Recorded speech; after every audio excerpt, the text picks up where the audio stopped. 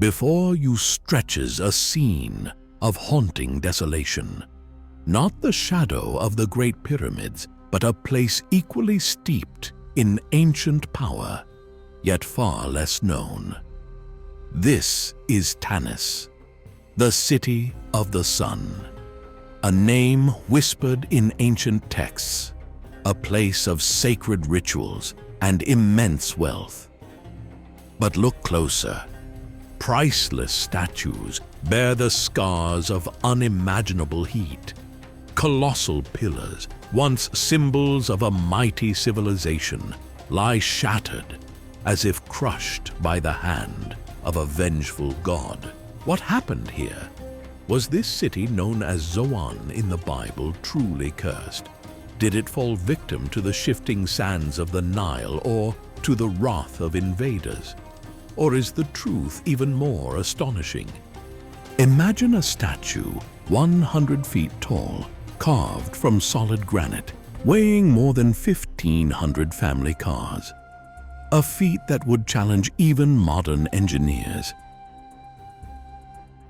Tanis holds secrets etched in scorched stone, secrets that speak of a fiery cataclysm. Was this the work of man, of nature, or of something more? Join us as we journey into the heart of an ancient enigma to uncover the lost story of Tanis, a city swallowed by time, waiting to reveal its truth. A desolate landscape stretches before us, a mere 185 kilometers northeast of the iconic pyramids of Giza. Here lies Tanis, a city shrouded in mystery, once a place of immense power and sacred significance. The ancient Egyptians called it Janet, the City of the Sun, a holy site dedicated to Amun-Ra, the god of the sun and creation. This is what met the eyes of the first explorers in 1878, a scene of utter devastation. The soil, barren and unforgiving, supports little life save for a few resilient thorny bushes. Priceless statues bear the scars of intense heat. Gigantic stone pillars lie smashed and broken, like forgotten toys of giants. Was this city cursed, struck down by the wrath of gods, or was it simply abandoned to the ravages of time? Let's rewind the clock.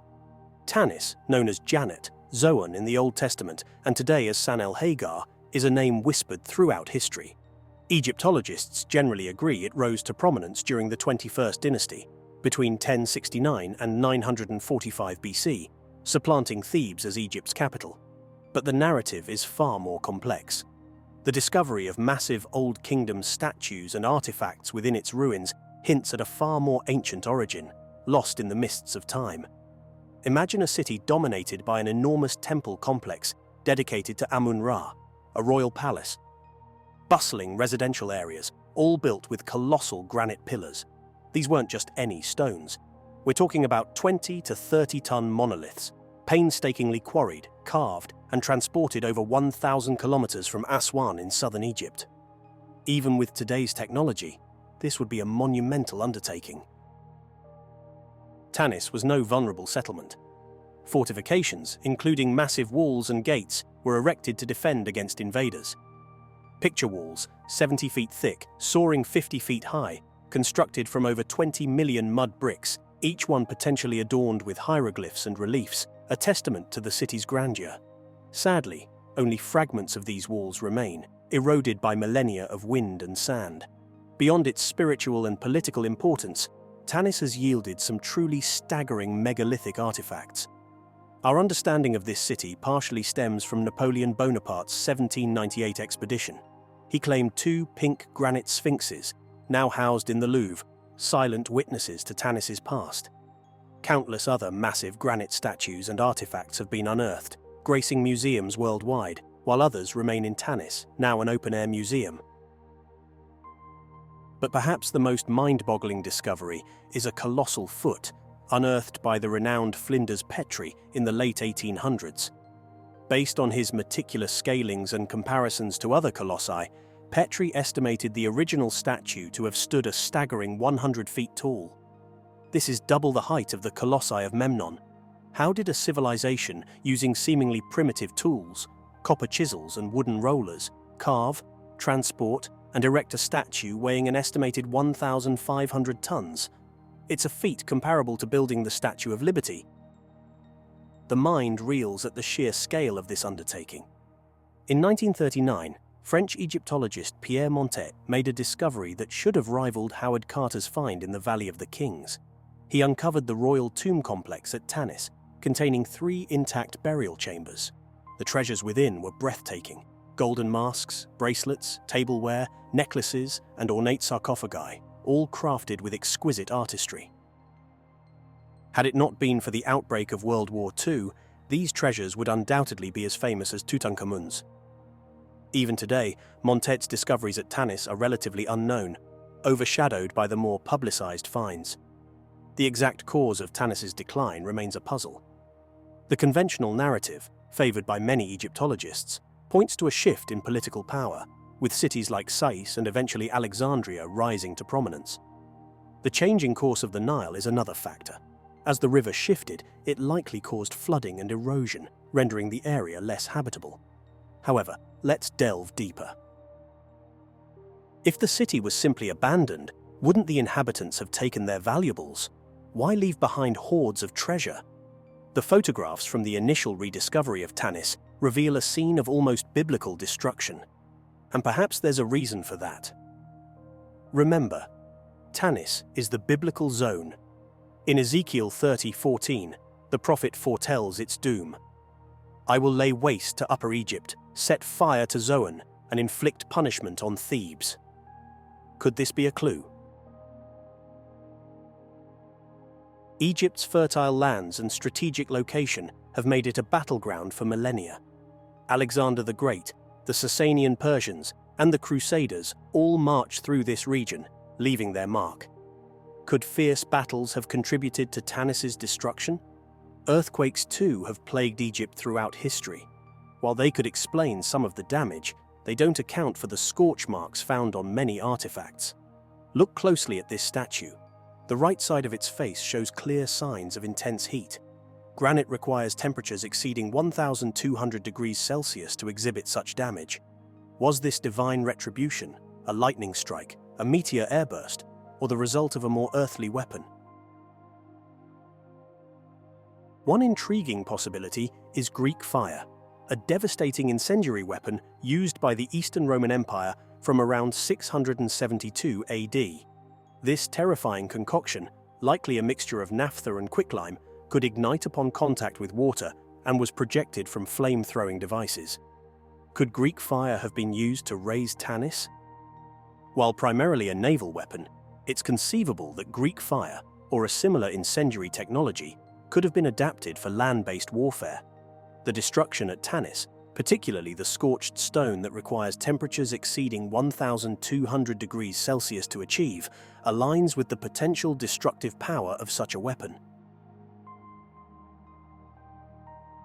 While the spectre of Greek fire is certainly captivating, there's another, perhaps more grounded explanation for the intense fire damage at Tanis. We must remember that Tanis was a major religious and administrative center for centuries. It's conceivable that large-scale industrial or ritualistic activities involving intense, sustained heat took place within the city. It's important to note that this explanation doesn't necessarily contradict the others. A natural disaster, a battle, or even an attack using incendiary weapons could have triggered the initial blaze, which then escalated due to the presence of industrial or ritualistic activities, or simply because of the abundance of flammable materials within the city. This scenario, while perhaps less dramatic than divine wrath or ancient superweapons, is firmly rooted in the realities of daily life in an ancient city. It reminds us that even seemingly mundane activities, when combined with unfortunate circumstances, can have a profound and lasting impact on the historical record. The fire marks at Tanis, therefore, could be a testament not to a single catastrophic event, but to the complex interplay of human activity and the ever-present threat of fire in a world before modern fire prevention and suppression techniques. So, the sands of Tanis hold their secrets still. Was this once great city ravaged by the wrath of gods, as the ancient texts suggest? The story of Tanis is a reminder that the past is never truly gone. It lingers, buried beneath the sands, waiting to be rediscovered, reinterpreted, and perhaps to teach us lessons that resonate even in our own time. Get ready to trade your hiking boots for some sandals, because if you like this adventure, then you are going to love our next one. We're about to dive into the mysteries of ancient Egypt with an incredible discovery: a lost temple dedicated to the Greek god Zeus, unearthed in Egypt's Sinai Peninsula. This amazing find reveals a fascinating chapter of history where cultures clashed and blended. We'll journey back in time to uncover the secrets of the Ptolemaic dynasty, the Greek rulers who inherited Egypt after Alexander the Great, and explore how they fused their Greek heritage with ancient Egyptian traditions. Ever wondered how Zeus, king of the Greek gods, ended up with a temple in the land of the pharaohs? We'll unravel that mystery too, along with the secrets of Pelusium, a once mighty city that guarded the gateway to Egypt and vanished beneath the sands. Until now, from the sacred Mount Cassios to the Egyptian god set, we'll uncover the layers of history and mythology surrounding this incredible find. Get ready to be amazed by the lost temple of Zeus and the secrets it reveals about ancient Egypt's fascinating past.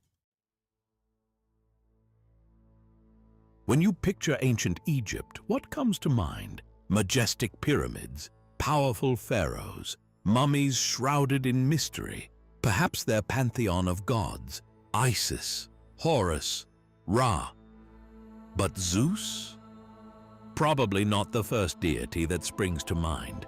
Yet a recent discovery in Egypt's Sinai Peninsula has unearthed a lost temple dedicated to the Greek god of the sky.